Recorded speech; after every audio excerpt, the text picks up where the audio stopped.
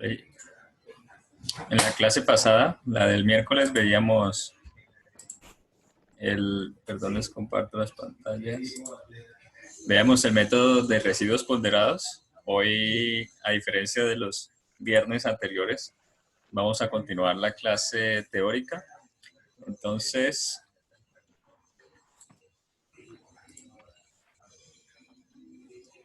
si recuerdan,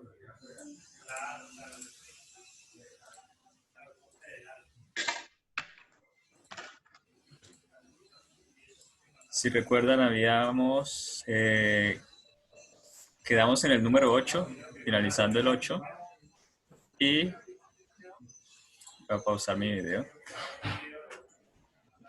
Y habíamos visto que se partía de la ecuación diferencial. Quiero verificar si esté grabando. Un momento. Sí. Listo. Habíamos empezado con la ecuación diferencial, una ecuación diferencial parcial con problemas de valores en la frontera. Entonces teníamos, este es u de x, d2u de y2 y el d2u de y2 de y más el u menos g por u era igual a 0 con las condiciones en el contorno 1 y 2. Bien. Cuando la ecuación la trabajamos o se trabaja con una ecuación que no es la solución, es decir, con un u asterisco, entonces esto no es igual a 0 porque no es la solución exacta. Como no es igual a 0, esto es llamado el residuo de la solución aproximada. Y para hallar el residuo entonces es u. Si el residuo es 0, si RU es 0, entonces quiere decir que u es solución. Bien. Y si u es diferente de 0, quiere decir que u asterisco pues es diferente de la u, que es la solución. ¿Vale? El método de los residuos ponderados entonces plantea la integral del dominio de esos residuos, RU, por las funciones de ponderación psi en el de A. Bien, este es el residuo ponderado W que depende de U. El siguiente paso entonces era la integración por partes, en donde se buscaba disminuir el orden de esta diferencial y de esta diferencial. Y además de eso aparecían entonces las integrales sobre el contorno y las derivadas de las funciones de ponderación respecto a cada uno de los ejes del dominio. ¿Ok?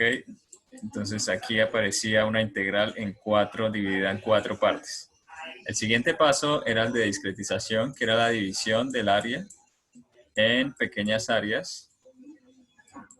Es igual a la suma de área sub i desde i igual a 1 hasta el número de elementos,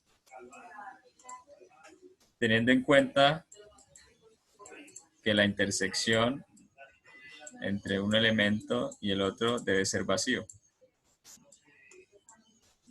¿Listo? Entonces estas eran las dos condiciones. Bueno, ahora esta u asterisco, ¿qué valor tomaba? Para esto era el proceso de aproximación nodal. Entonces, en la aproximación nodal, lo que se hace es que esta u, que depende de x, de y, de z, vamos a tomar de x y de y, era igual a la sumatoria de unas funciones de forma n, que dependían también de x y y, multiplicada por unos valores nodales U del elemento E. ¿Listo? Esto también se podría escribir como matriz N por, perdón, matriz N, ¿Cómo sé qué? listo. La matriz N por el vector U. Vector de incógnitas nodales U del elemento. Listo. Estas son las funciones de aproximación nodal. La formulación del Galerkin entonces establecía que las psi eran igual a las U. U de XY, psi de XY es igual a U de XY, que son también funciones discontinuas y que dependen de incógnitas nodales. Listo. Y habíamos visto la formulación matricial que se trabajaba con esta expresión y con las expresiones del operador diferencial, que era, bueno, voy a mostrarlo, que era la derivada de X y la derivada de Y. Aquí está.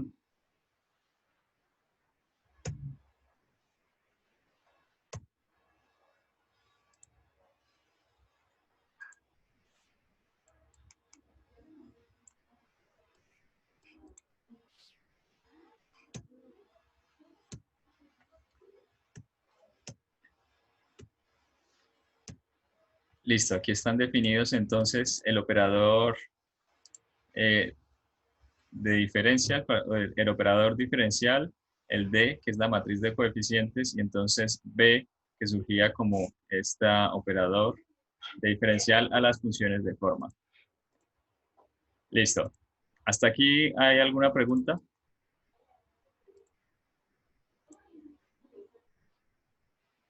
Profe, una pregunta.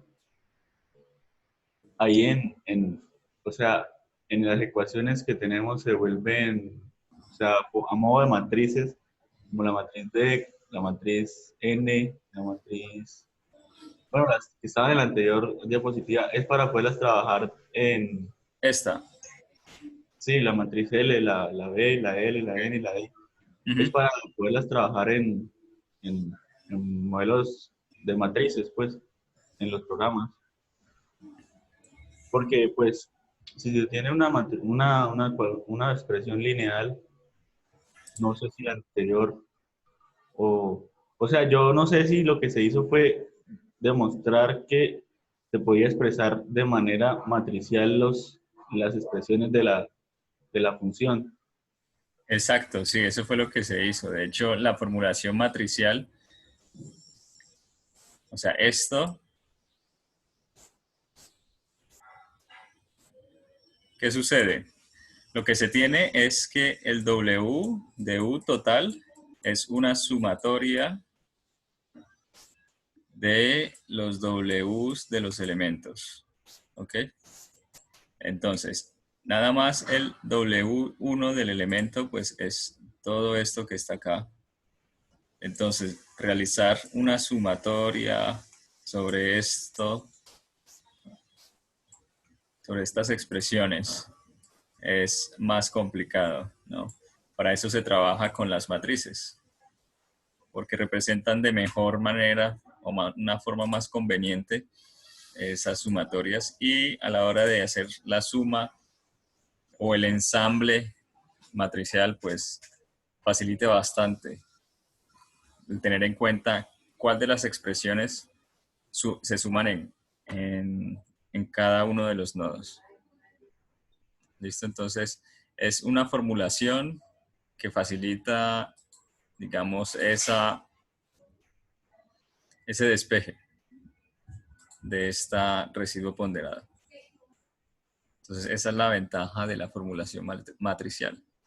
De otra forma, pues tendría que tomarse la sumatoria de cada una de estas integrales desde igual a 1 hasta n.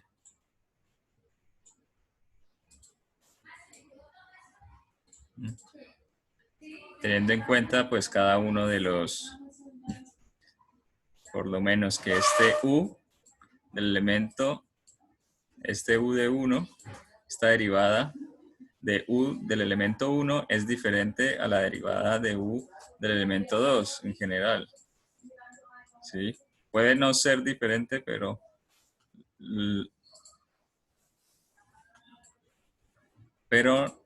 digamos, no se asegura que sean iguales. ¿Ok? Entonces la idea es expresarlo en forma matricial para conveniencia. Listo. Entonces sigamos aquí. La aproximación nodal aparecía también la matriz de funciones de forma n. Y estas operaciones eran más fáciles de realizar. Entonces habíamos llegado hasta este punto, que era la formulación integral del elemento con cada uno de los componentes que se encuentran pues aquí indicados en la tabla. ¿Listo? Entonces esta K1 es la integral de B transpuesta por D por B. Sí, esta K2 pues la integral de... aquí está.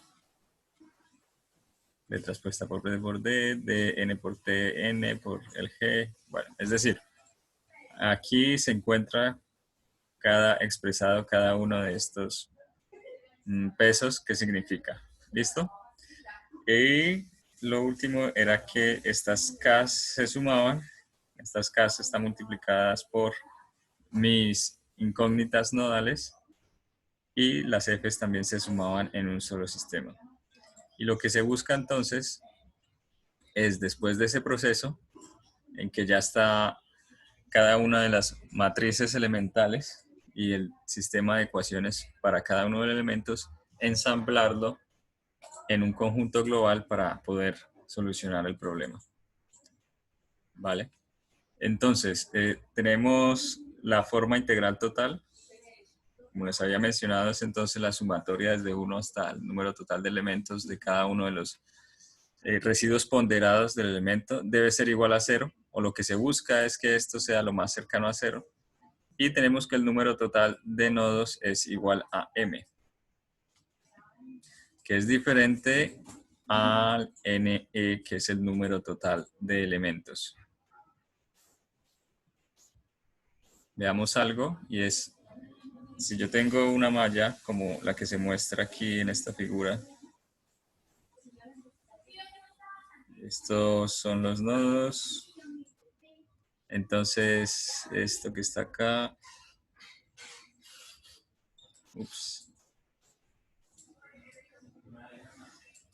entonces en total tenemos, o se tiene, perdón, 4, 6, 7, 8 nodos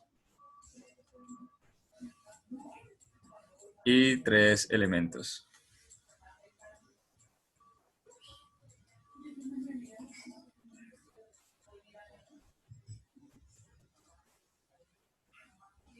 Voy a hacer, no puedo. Ok.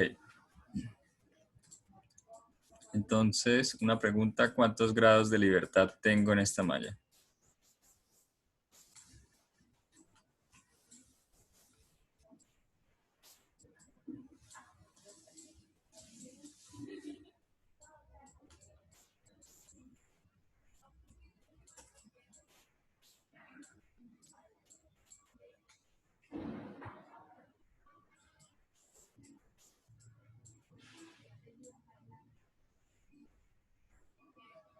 Listo, pueden responder por el chat. Escribir por el chat la respuesta, si es A, B, C o D.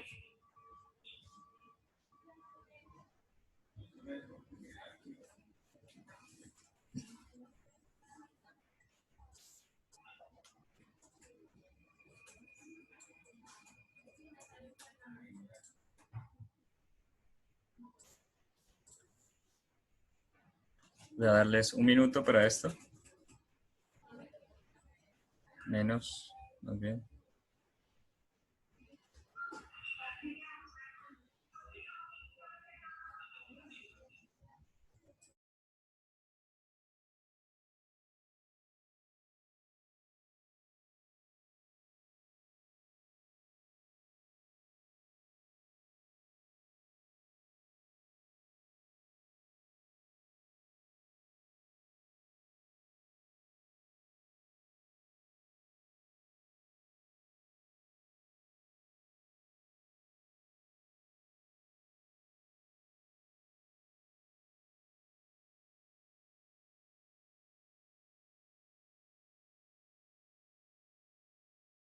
Ups.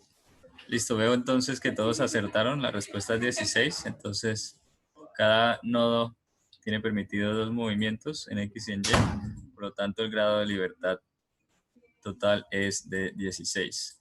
Entonces, cada nodo va a tener 2 incógnitas, que es el desplazamiento en X y el desplazamiento en Y. Entonces, si este es el 1, 2, 3, 4, 5, 6, 7 y 8, pues tenemos U de 1, V de 1, U de 2, V de 2 y así. Entonces, mi vector U de incógnitas va a ser un vector de ¿qué dimensión? ¿Qué dimensión? Más bien llamemos esto UX y UY para que no exista cambios. UX y UY. Entonces, este vector U, que agrupa todas las incógnitas de desplazamiento, ¿qué dimensión tiene?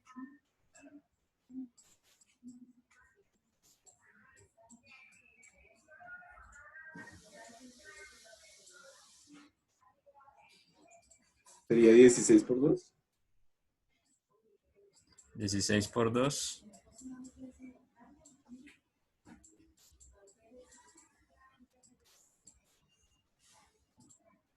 Bueno, ¿cuántas incógnitas hay entonces en este problema? ¿Quién fue? ¿Camilo? Creo que la persona que habló antes. No, profe Pablo. Ah, Pablo. Pablo, ¿cuántas incógnitas hay? Bueno, Pablo, hay 16 grados de libertad, ¿cierto? Entonces, incógnitas, ¿cuántas hay? Pues el doble serían 32. El doble. 32. Bueno, ¿alguien puede, alguien tiene una opinión diferente? Bueno, Pablo. Pues yo creo que incógnitas deberían ser 16 porque es los dos desplazamientos de cada nodo, ¿no? Exacto, sí. Son 16. Ok, porque es el desplazamiento en X y en Y. Es decir, con todos los desplazamientos posibles son únicamente 16 grados de libertad. Sin embargo, pues como tengo en cada uno de estos puntos también valores de fuerza, 32 parece ser válido si sumamos U y si sumamos F, los valores de U y F por allá. Ah, profe, una pregunta. Sí, Únicamente pues tiene que ver con los desplazamientos, ¿cierto? Porque es, si fuera temperatura y tiempo también, pues serían vectores diferentes. U en este caso es desplazamiento. Si fuese un Únicamente. problema de temperatura, entonces estaríamos hablando que no tiene 16 grados de libertad, sino que tiene 8 grados de libertad, porque serían las 8 temperaturas posibles en este caso. No, pues en el caso que fuera de temperatura, pues también desplazamiento. Sí, exacto. O sea, U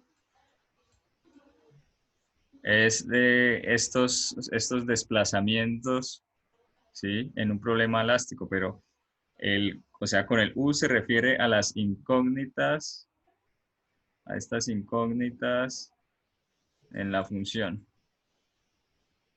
Incógnitas nodales de la función. Esa función puede ser temperatura, puede ser desplazamiento. Profe, y entonces, en el caso que esto fuera una deformación térmica, acá serían 16 más 8 para U. En el caso que fuese una deformación térmica. Ah, veo. Entonces, un problema acoplado de temperatura y Exacto, exacto. desplazamiento. Eso es a lo que voy.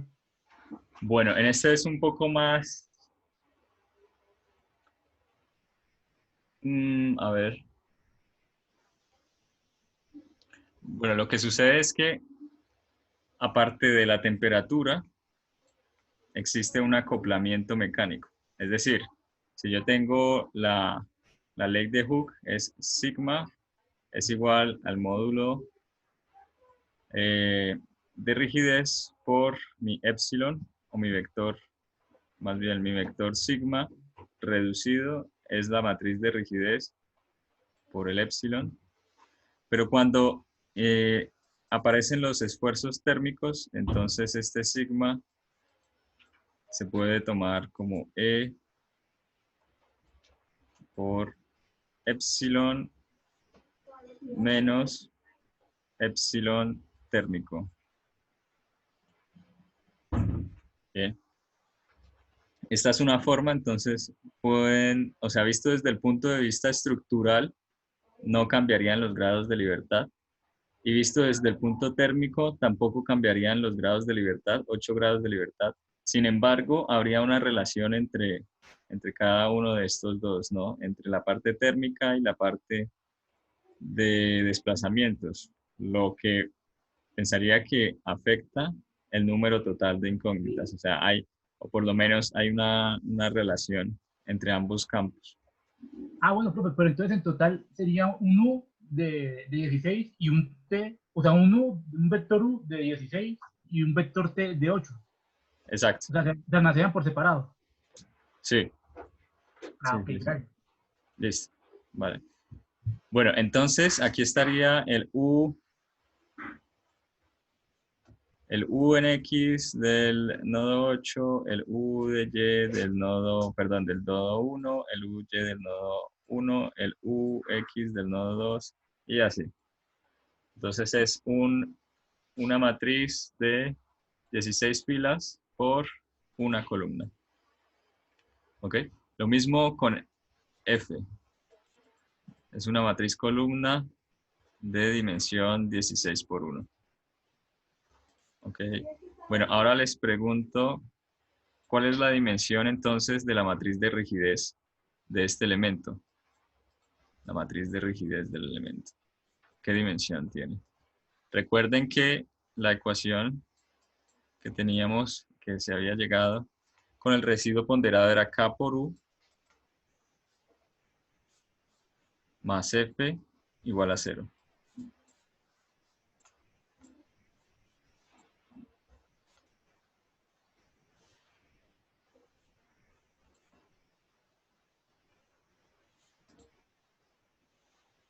¿Listo?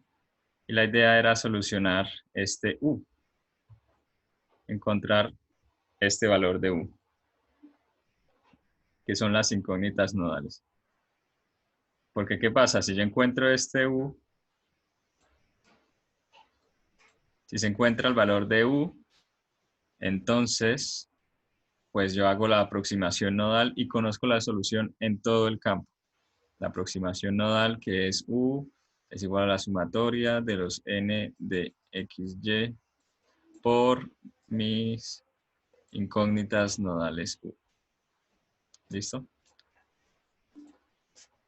Bueno, entonces, ¿de cuánto es esta matriz?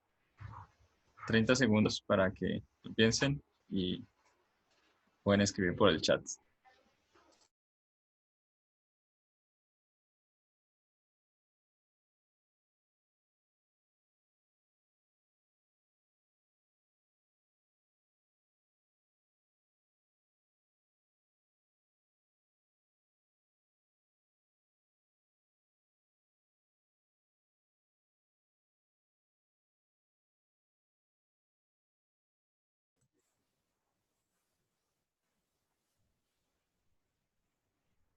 Bien, Sebastián dice 16 por 16 y Diego 1 por n.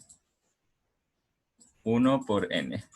Bueno, lo primero es que ya tenemos la dimensión de U, que es 16 por 1. Entonces, por lo menos ya sabríamos que este n es 16. ¿Ok? Entonces tiene 16 columnas esta matriz de rigidez. Y cada columna pues está asociada a los coeficientes de los nodos. Entonces esta columna, esta primera columna que va aquí, va a ser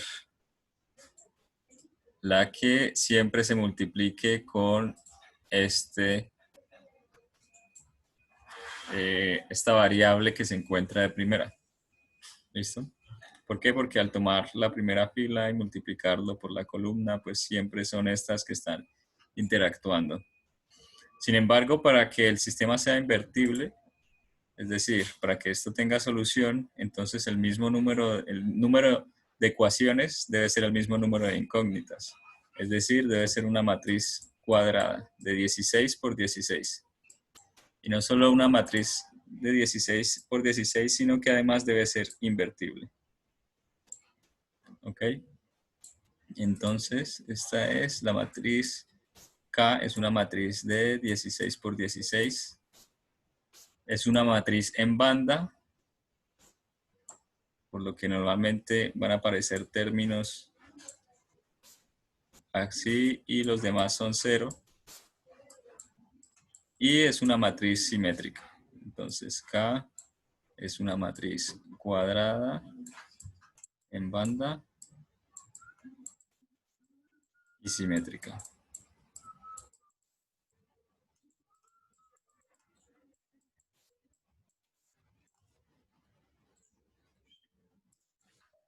Bien.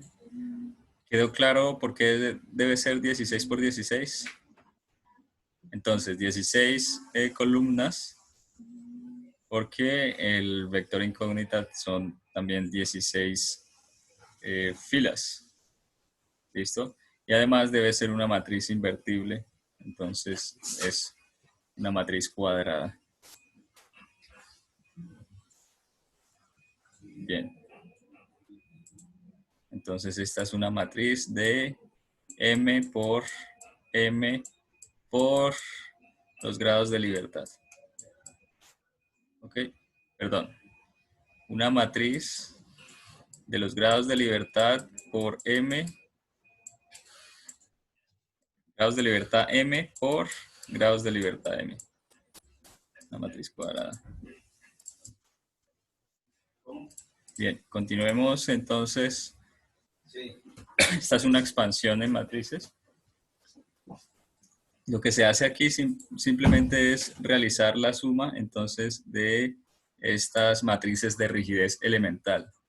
Entonces aquí se va sumando desde el elemento 1 hasta el número total del elemento y lo mismo con los vectores de fuerza, desde el elemento 1 hasta el elemento n. Y además se hace necesario considerar la anulación de phi en los contornos S1. Entonces, como esto se anula en S1, tenemos esta ecuación igual a 0. Y como la idea es escoger que U sea arbitraria, es decir, independientemente de estos phis, que son funciones arbitrarias de ponderación, se deben escoger estos U's, entonces podemos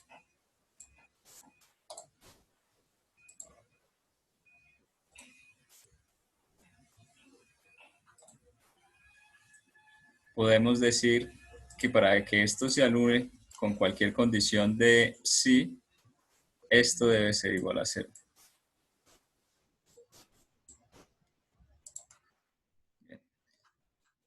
Ahora miremos el S2, ya se encuentra consideradas en la formulación, donde cuando aparecía la integral de S2 y de integral de la intersección de S2 de S del área de cada elemento que estaba en consideración.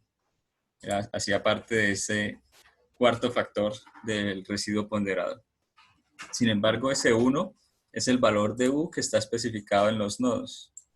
Entonces ya tenemos una opción, una pista para rellenar este vector de incógnitas nodales. ¿Okay? Y se eliminan las ecuaciones correspondientes entonces a alguno de estos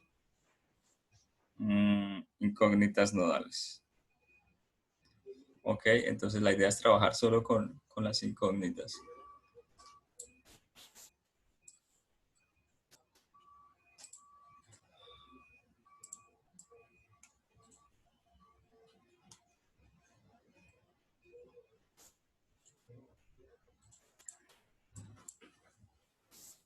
Bueno, trabajemos con este mismo ejercicio. Este es el elemento 1, este es el elemento 2, este es el elemento 3.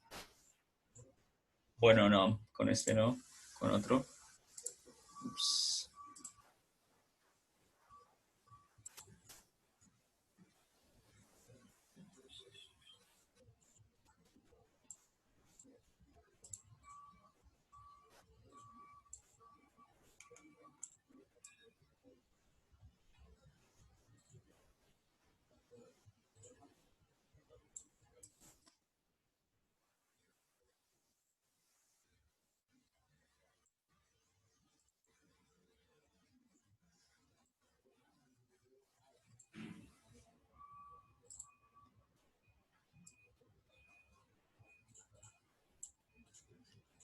Listo, entonces se tiene la siguiente malla de elementos unidimensionales. Entonces, estos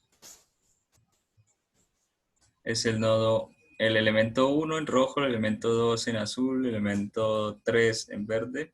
¿Ok? Elemento 1, el 2 y el 3. Y entonces cada elemento tiene asociado un desplazamiento del nodo 1 y un desplazamiento del nodo 2. ¿Ok? Entonces esto solo se puede mover en esta dirección.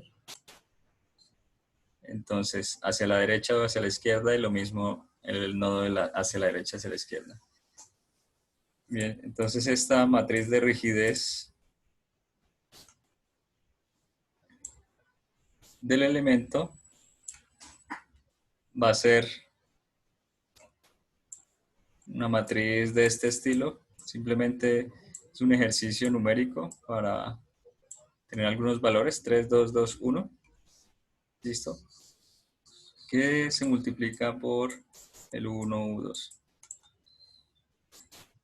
La idea entonces va a ser realizar esta sumatoria desde i igual a 1 hasta el número total de elementos, ¿ok? De estas matrices de rigidez. Entonces esto es lo que se denomina el proceso de ensamblado de la matriz.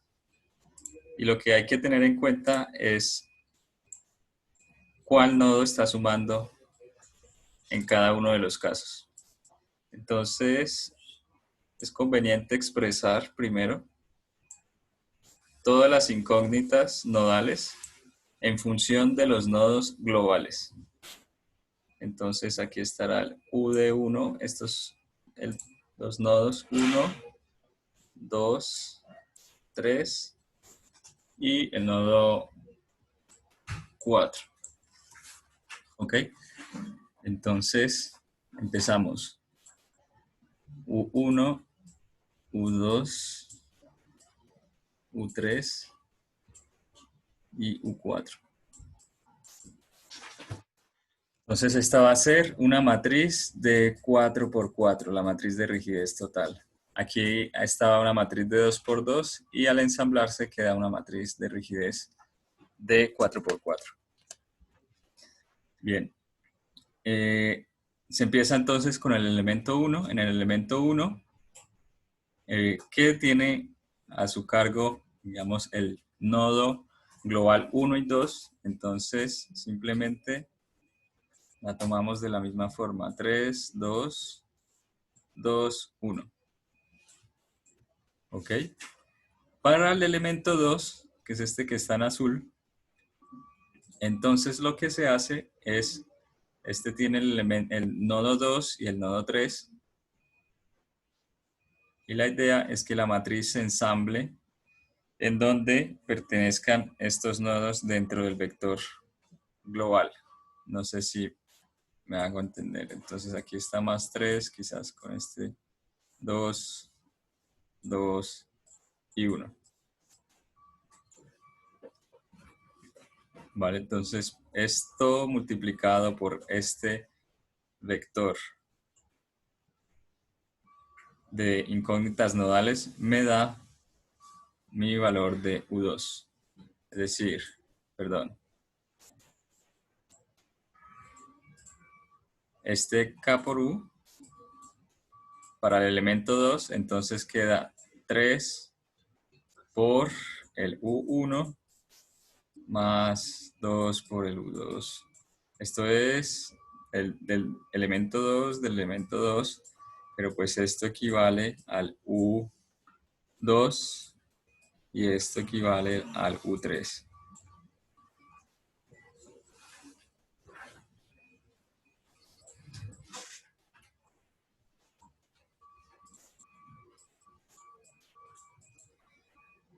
Bien, se ensambla esta matriz y falta entonces el elemento 3, que está el nodo 2 y el nodo 4. Entonces en el nodo 2 corresponde a esta primera fila, entonces más 3 y el nodo 4 corresponde a esta última. Aquí sería 2 y abajo el 3 más 2 y aquí sería 1.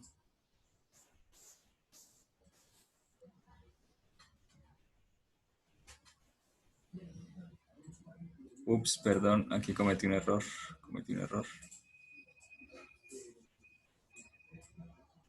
Digamos que sí estaban ubicados bien horizontalmente, sin embargo no verticalmente. Entonces este es aquí más 3,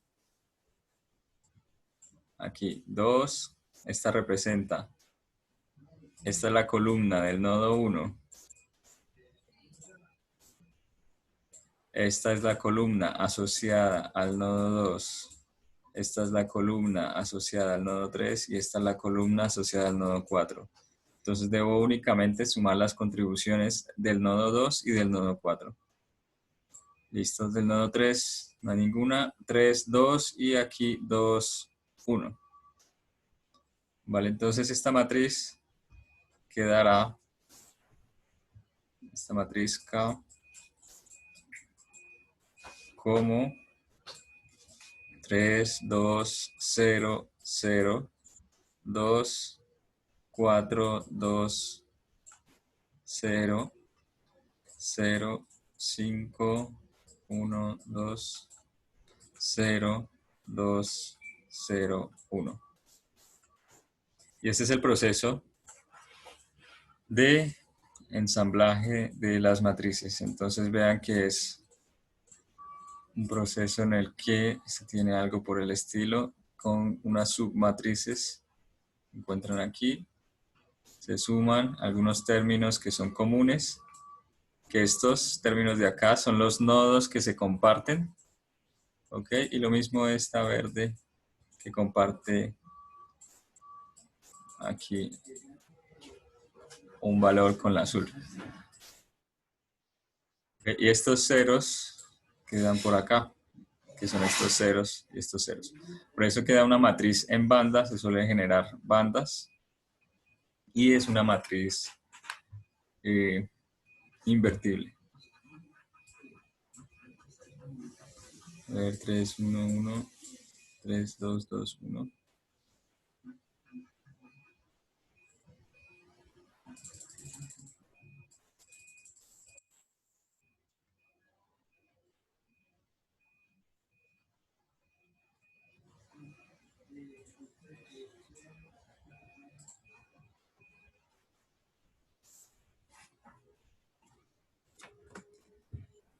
Bueno, con esto se acababa la explicación de, del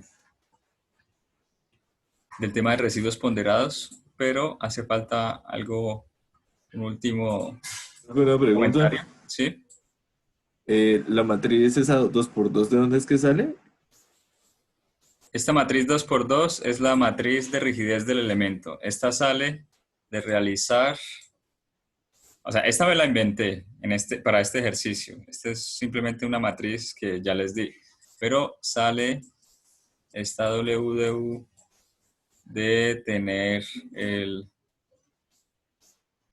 sale de la sumatoria de K1 más K2. ¿Ok? Y K1 es B transpuesta por D por B. Bien. Donde B pues es L por N y L es la L por N, que estos son las derivadas de las funciones de forma N1 y de N2 con respecto a X. ¿Listo? O sea, de aquí es que salen el planteamiento del residuo ponderado del elemento. Es que sale esta matriz de rigidez elemental. Esta que está aquí.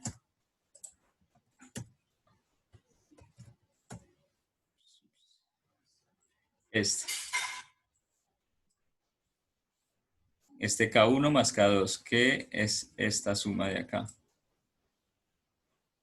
Bien. Entonces tiene que ver con las funciones de forma en ese elemento y las derivadas de las funciones de forma de ese elemento. Pero pues esta me la inventé yo, la que les coloqué. Esta fue inventada. Esta. Como para que tuvieran una idea de cómo es el procedimiento de ensamble de la matriz de rigidez global. ¿Ok?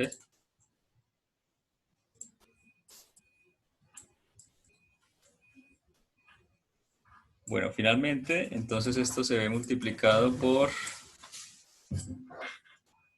el U1, U2, U3 y U4. Pues imaginemos que en nuestro problema se encuentra la condición de contorno, que aquí no hay desplazamiento en el punto 3, Profe, tampoco hay desplazamiento en el 4, ¿sí? la matriz K, la parte inferior derecha debería ser 1 y a la izquierda 2. Inferior derecha. Inferior derecha 1, al lado izquierdo sería 2, ¿no? Esta es 3, a ver, 1, 2, 2, esta es 3 más 2, da 5. A ver. Lo que pasa es que esta Profe, matriz ¿no de debería ser rigidez depende invertible? de cómo se pongan los nodos. ¿Listo? Entonces, si yo tengo 1, 2, 3 y 4, pues van a cambiar estas columnas. Se van a invertir. Pero ¿cuál valor es 2 en lugar?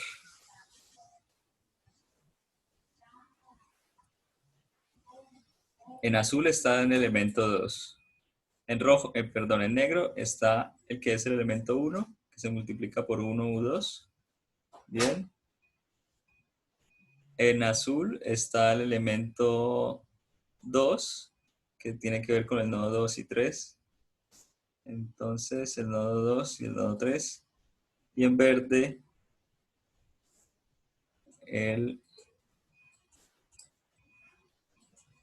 los nodos 2 y 4. Nodos 2 y 4. Sí, ya lo vi. Sí, estaba equivocado. Vale. Profe, una pregunta. ¿Sí? Si según entiendo aquí, el verde no debería haber sumado acá en el 1 que está en azul. O sea, ese más 3 no debería ir acá. ¿El más 3 no debería ir dónde? ¿Aquí en este 1? Ay, en el 1 de azul. Sí, en el 1 de azul. Y el 2 abajo. Pues según entiendo Ah, lo y que este sería acá 2 es más. aquí. Bueno, no. La respuesta es no, porque veamos que o sea, se hubiese sumado si esto estuviera conectado de esta manera. Este 4 con este 3. Así. ¿Listo? Pero como está el nodo 4 conectado directamente con el nodo 2, este es la columna que pertenece al nodo 2 por la columna que pertenece al nodo 4. Si lo miramos desde otro punto de vista, entonces este U, ¿a qué es igual el U de X del elemento 3? Entonces es a la función de forma del punto de la izquierda, llamémoslo N1, representa 3, el elemento N1, 3 de X, por el valor en este punto del desplazamiento, que es el U2. U2 más el N2 por U2 del elemento 4. Perdón, el U4, me equivoqué. El U4, me equivoqué también aquí. Esto son los nodos locales. Entonces es el U1, Y aquí el U2 del elemento 3. Bueno, y el U1 del elemento 3, ¿qué nodo global es? Este de aquí. Y este de acá, ¿cuál es? Es decir, el nodo de la izquierda del elemento 3 es el nodo 2. Entonces es el U2, llamémoslo global. Y este U2 del elemento 3 es el de la derecha, es decir, el U4 también global.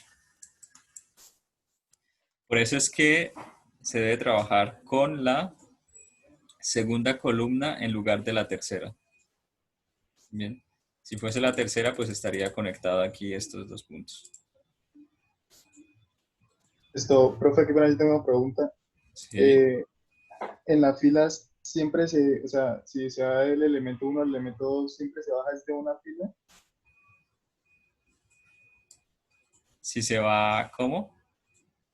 Es decir, o sea, cuando usted pasó de una matriz del elemento uno al elemento 2, usted bajó, digamos, el cuadrito, sí, como el Ah, rectángulo, vale, sí, una fila, ¿sí? Entonces siempre lleva una fila. sí, siempre, no, eso depende. O sea, esta, a ver, bueno, esto es igual también a la matriz de incógnitas F1, F2, 3 y F4.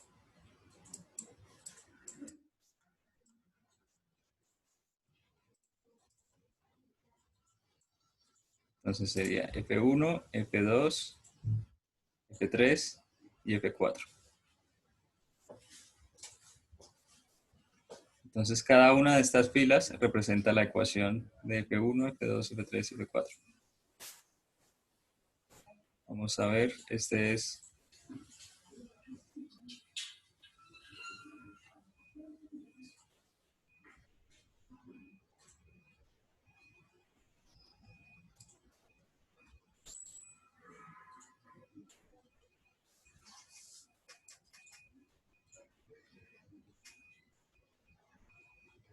Claro, porque, es decir, yo pude haber sumado aquí 3 debido a este elemento 3.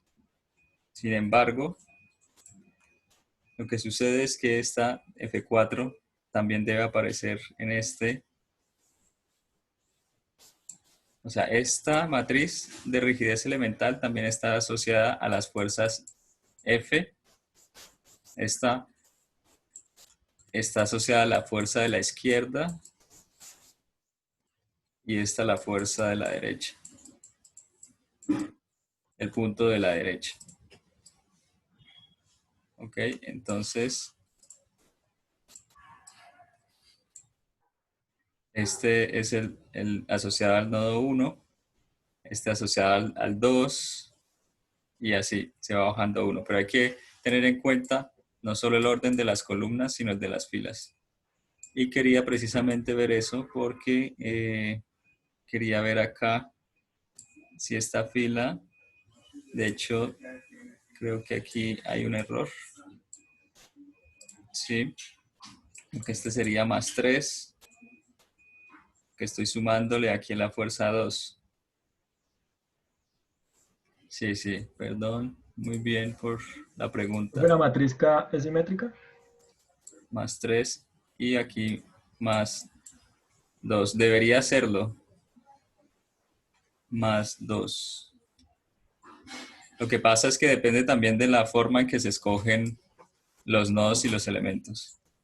Perdón, perdón. Esto más 3 y aquí 2. Ahora esto queda 3, 2, 0, 2.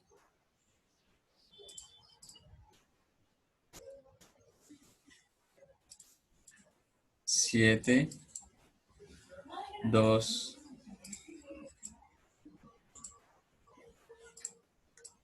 2,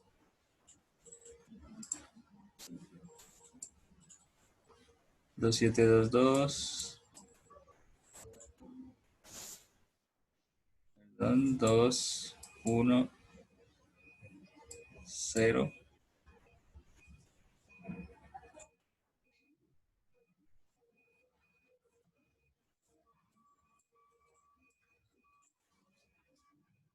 Ya, ahora sí. Aquí hay un error. A ver, 2, 2, 2, 2, listo. 0, 0. Ah, no, está bien. Ya, ahora sí. Sí, estaba viendo algo raro, claro. Porque entonces el valor en las filas también se deben tener en cuenta estas incógnitas de fuerzas nodales. Entonces, si se ve aquí, ya esta matriz sí es simétrica. Entonces, 3, 2, 0, 0, 7, 2. Sí, pueden ¿Profe, qué pena? verificar si es simétrica. ¿Sí? Profe, Diego. sería tan amable volver a explicar. La verdad no Vale. entendí el por qué estaba mal antes y por qué ahora está bien. O sea, aquí en la parte verde es verde que cambió. Sí, sí. Un momento, verifico aquí que sea simétrica. 3, 2. Sí, sí, A ver, 3, 2, 0, 0, 3, 2, 2, 7, 2, 7, 22, 2, 7, 22, 0, 21, 0, 21, 0. Sí, sí está simétrica. Listo. Entonces, ¿por qué? Bueno, bien. Lo de cada columna asociada a cada nodo, ¿está claro? Sí, Sí. profe. Tiene que ver con la relación que tiene, o sea, en lo que se haya escogido, ¿no? O sea, la conexión, por ejemplo, del elemento 1 con el 3 y el 2, por eso encontramos en la columna 2, que fue el nodo 2, ahí Ujú. están relacionados los tres elementos, pues, acoplados, de alguna forma. Y ya, pues, los otros nodos que son independientes en cada columna. Exacto. De hecho, si miramos, por ejemplo, la primera fila está asociada, o si miramos, ¿cuáles son los nodos de conexión? Los nodos de conexión, o más bien el nodo de conexión, estaría únicamente el 2. Y es en el 2 donde aparece la suma.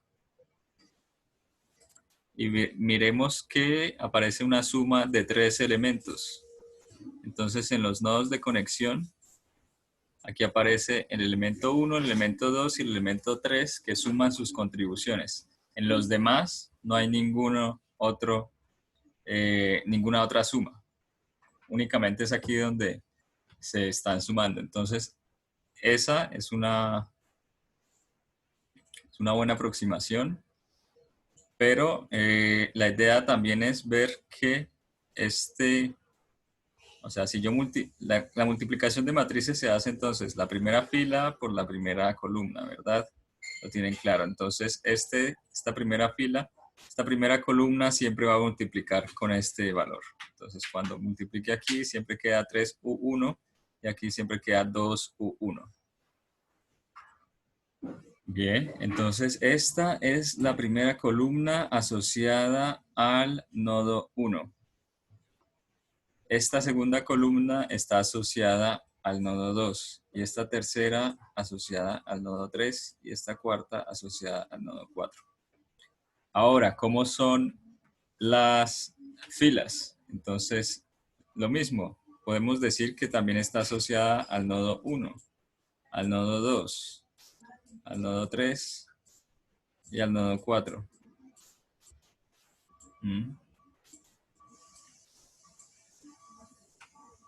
Siempre y cuando yo haya hecho la distinción aquí de F1 y F2 de manera correcta.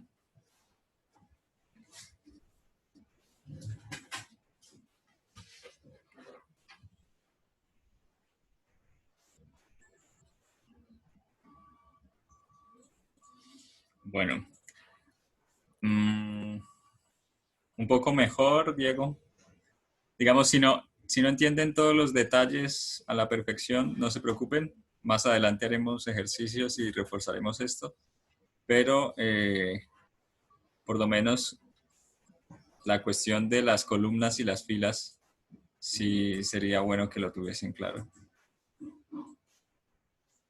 ¿Cuánto? Diego, más o menos. Sí, ya. Sí.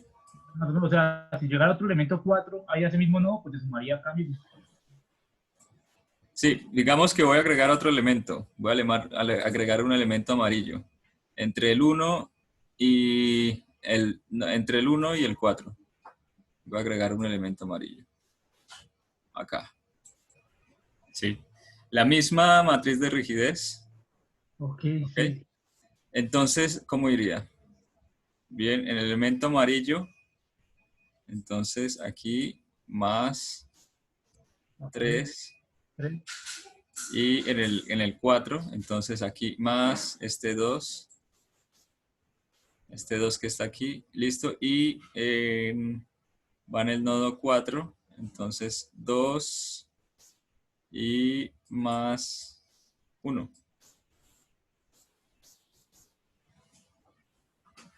Bien. Puta mierda.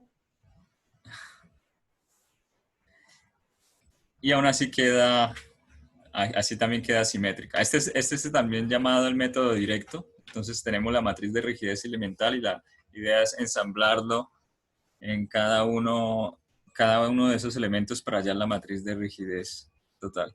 Aquí vean que ya el nodo 1 ya es común a los elementos 1 y 4, entonces aparece la suma, ¿ok?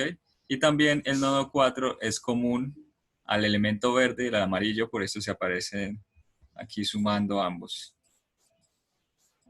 ¿Sí? Entonces es como una suerte de rompecabezas interesante. ¿Ok? Entonces ese es el método directo. Bueno, dejemos así por el descanso, entonces 5 minutos y ya regresamos. ¿Hay preguntas antes? ¿O mejor hacerlas después? ¿Listo? 5 minutos.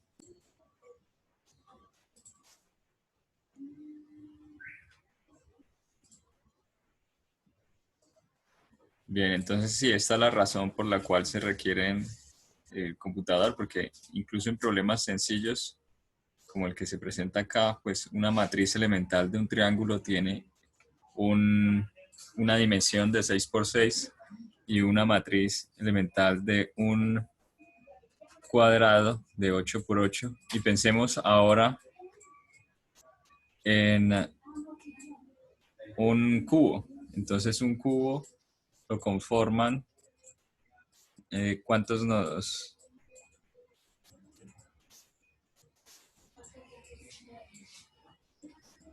Entonces 4 acá, 8 nodos. Sí. 8 nodos. Y cada nodo tiene 3 grados de libertad en X, Y y Z. Entonces es una matriz. Solo para este cubo, una matriz de 24 filas por 24 columnas. Ahora, si suponemos que mi sistema tiene 1000 elementos, pues vemos que el orden de esta matriz de rigidez K en general crece bastante.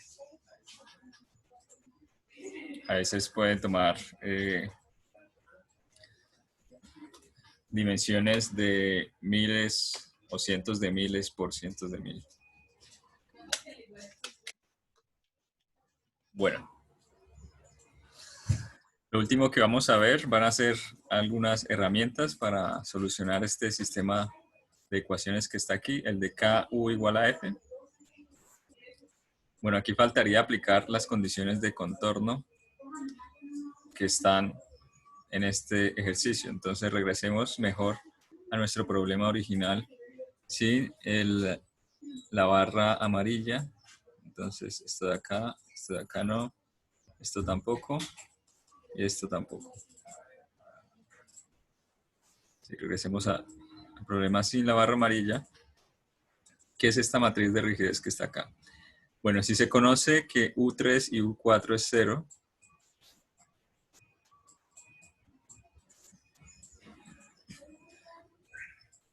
bien, pues se puede trabajar con una matriz más reducida. ¿Por qué? Porque cancelamos esta fila, esta de acá, y por lo tanto esta columna y esta de acá. Entonces trabajamos únicamente con la matriz 3, 2, 2 y 7. Esta matriz que está acá. Y si no nos dan el valor de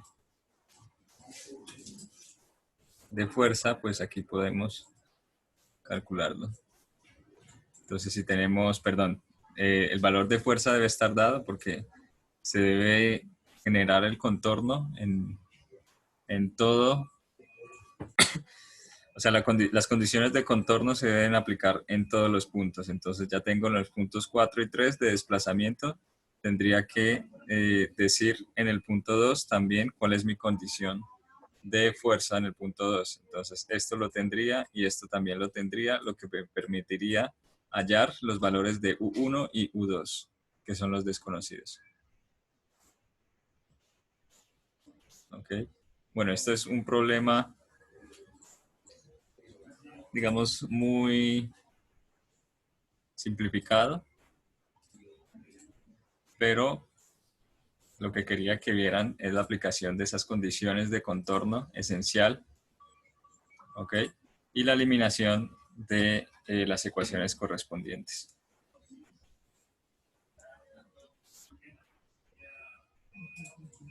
Bueno, finalmente, algo que quería recordar es entonces los métodos que existen para la solución, que son Gauss, Gauss-Jordan, el método también de Gauss-Seidel. No sé si alguien ya ha trabajado con este. Y también ver el método de la adjunta. Pero estos son solo uno de los tantos métodos que existen para el cálculo de la matriz inversa o de la solución de sistema de ecuaciones lineales. Entonces, si se tiene una matriz de esta forma, una matriz cuadrada, vamos a hacer 3, 2, 2, 1. Bueno, y esta matriz de coeficientes A por la matriz de incógnita es igual a B. Entonces, para resolver según el método de Gauss, aquí estarían ubicados los coeficientes. Pues yo qué sé, voy a poner aquí un 4 y aquí un 3. Entonces, la idea es ir realizando operaciones entre renglones de multiplicación, división o suma. Entonces, este renglón 2 es 1/2 del renglón 2, va a ser. Entonces, es 1, 1/2, 3 medios. Y aquí es, bueno, se deja igual. 3, 2, 4. Después,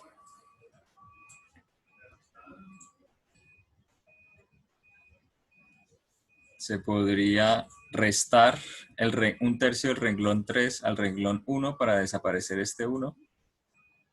Entonces, el renglón 2, perdón, es igual al renglón 2 menos un tercio de R1.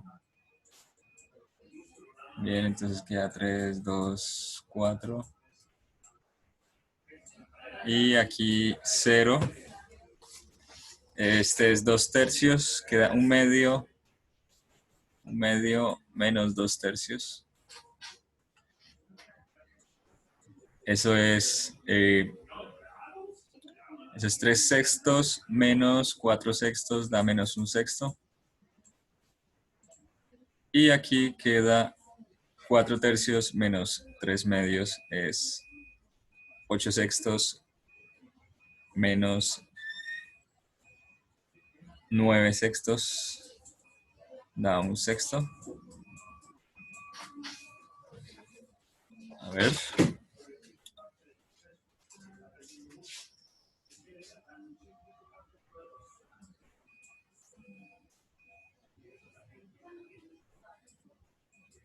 Luego R2 pues es menos R2. Ok, y tengo 3, 2, 4, 0, 1, menos 1. Entonces aquí pues ya conozco el valor de x2. x2 es menos 1. ¿Sí?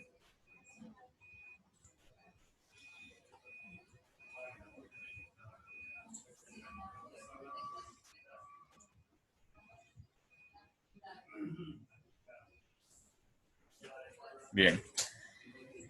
Hasta aquí, esto es Gauss. Si busco la forma reducida escalonada, entonces tendría que dividir esto entre 3 y tengo 1, 2 tercios y 4, 0, 1, menos 1.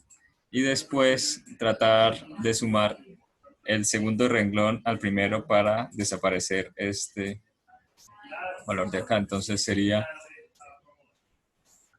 menos 2 tercios de este que está acá. Entonces 1 menos 2 tercios, 0. Esto sería menos 1 por menos 2 tercios más 2 tercios. Esto es 14 tercios. Sí, y 1 menos 1. Bien, hasta aquí esto entonces se denomina Gauss-Jordan. Gauss-Seidel, entonces, lo que hace simplemente es un proceso iterativo. Entonces, a diferencia de los dos anteriores, 3, 2, 4, 2, 1, 3.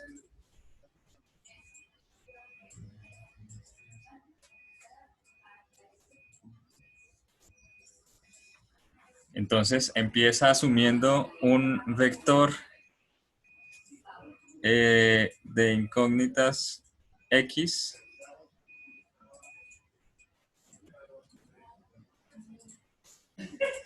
Empieza asumiendo un vector X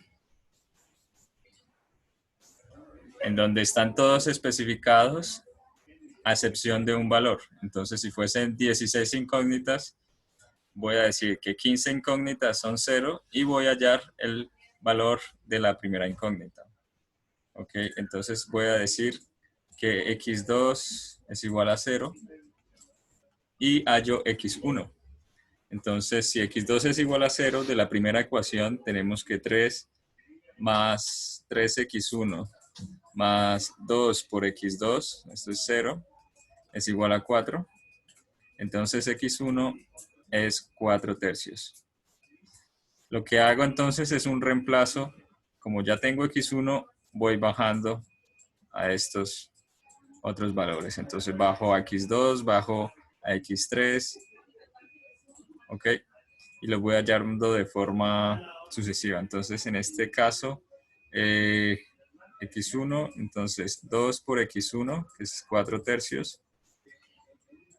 Ahora x2 no lo conozco, más x2 es igual a 3.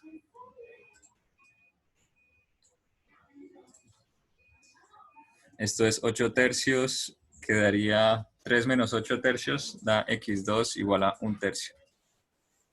Y este es el nuevo valor de x2. Y comienzo la segunda iteración con este valor de x2. Entonces x2 1 tercio y lo reemplazo aquí. De nuevo, asumo que no conozco x1, 3x1 más 2 por 1 tercio es igual a 4. Ok, y de aquí despejo x1 como 4 menos 2 tercios es 10 tercios, como 10 novenos. Okay. Bueno, y la idea es realizar varias iteraciones. Entonces, en la iteración 1 pasó de 4 tercios, a la iteración 2 pasó a 10 novenos. En realidad es ¿cuánto? Es 14 tercios. La idea es que esto se vaya aproximando con cada una de las iteraciones. hasta que exista un punto en donde la nueva iteración, el x1 nuevo, menos el x1 anterior, sea menor a un valor de tolerancia, a un 0.0005 o un error definido. Entonces, en este punto, yo paro y digo que esta es mi solución, este nuevo valor. ¿Listo? Este es el método para solución de matrices, sistemas de ecuaciones lineales utilizando Gauss-Seidel. El método de la adjunta lo que hace es trabajar con esta A menos 1, entonces es 1 sobre el determinante de A por la adjunta de A. ¿Y qué es la adjunta de A? Es la transpuesta de la matriz de cofactores. Transpuesta matriz de cofactores creo que se suele expresar de esta forma. Vale. Los determinantes. Supongo que recordarán cómo se calcula, ¿no? 3, un determinante de un escalar, pues es el mismo escalar. De una matriz 2 por 2 se calcula multiplicando en cruz. Entonces, este por este menos estos dos, ¿ok? Y una matriz de 3 por 3 se calcula utilizando el método, puede ser el método de Bomberman. No sé si alguno lo conozca.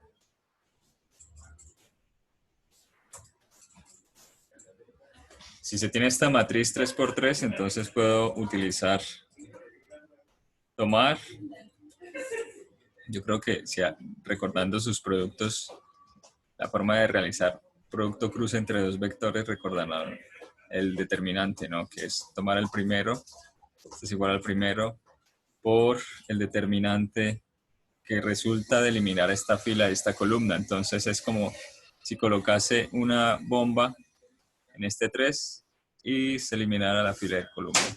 Cada vez que Bomberman da un salto, pues entonces cambia de signo. 7, 4, y luego menos 2, 0, 1, 7, 0, y luego positivo 1 por el determinante de 0, 5, 0, 4. ¿Ok? Entonces esto queda 3, 5 menos 28, menos 23, menos 2 por 0, 0, más 0. Esto da menos 69, el determinante de esta matriz. Lo interesante de los determinantes es que también pueden utilizar cualquiera de las filas y las columnas. Por lo menos si llegara a utilizar esta columna de acá, entonces empiezo con el 3 y luego salto a este, ya sé que es 0 y a este también es 0, entonces únicamente calcularía este primer determinante. Y este determinante sería el determinante total de la matriz.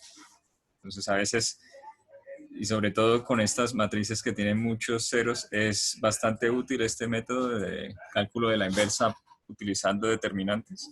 Y además que ayuda a calcular el valor de la adjunta. Entonces la adjunta sale de la transpuesta de la matriz de cofactores, y la matriz de cofactores son los determinantes de cada uno de los valores. Entonces empezamos los determinantes de los menores de la matriz. Es decir, si yo tengo el menor del elemento 2, 3, quiere decir que estoy eliminando la fila 2 y la columna 3. La fila 2 y la columna 3. Estoy eliminando todo esto. Entonces es 3, 2, 0, 4. 3, 2, 0, 4. Este es el menor.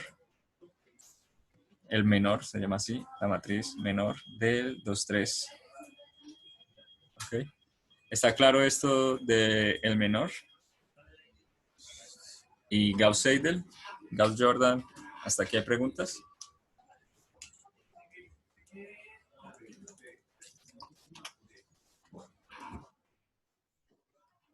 Listo, entonces la matriz adjunta se calcula teniendo en cuenta el determinante de cada uno de los menores correspondientes. Entonces el determinante de M11 ya habíamos visto que es menos 23.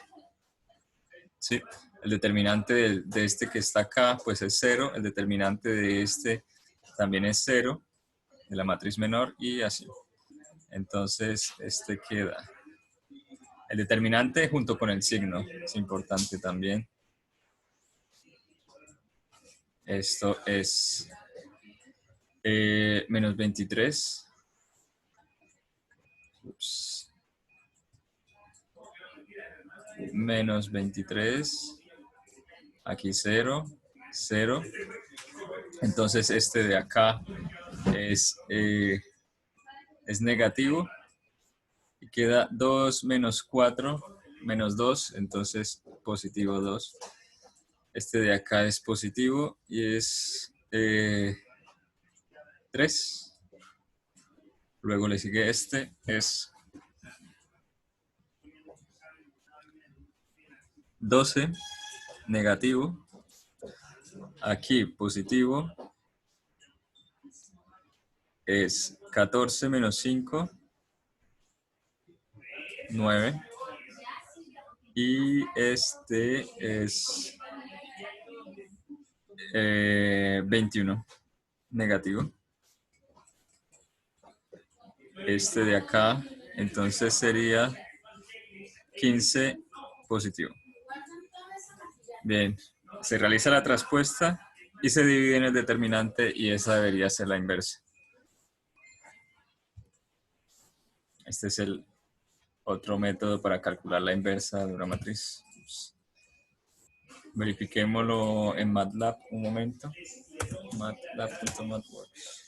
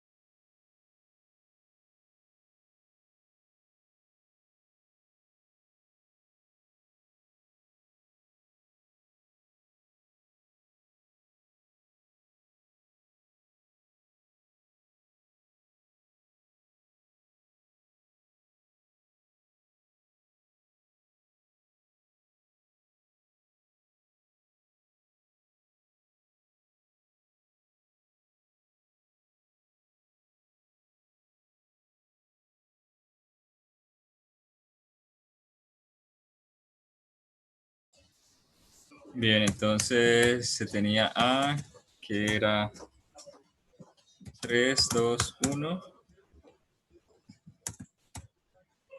0, 5, 7 y 0, 4, 1. ¿Ok? Se tenía también la otra matriz, que llamémoslo la matriz cofactor.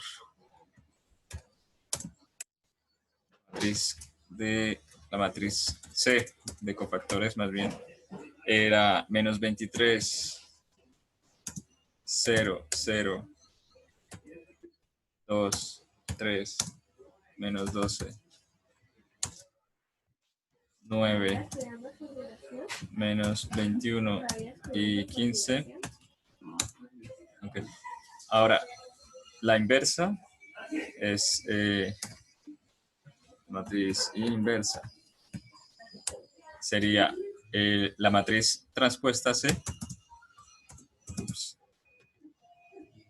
C transpuesta.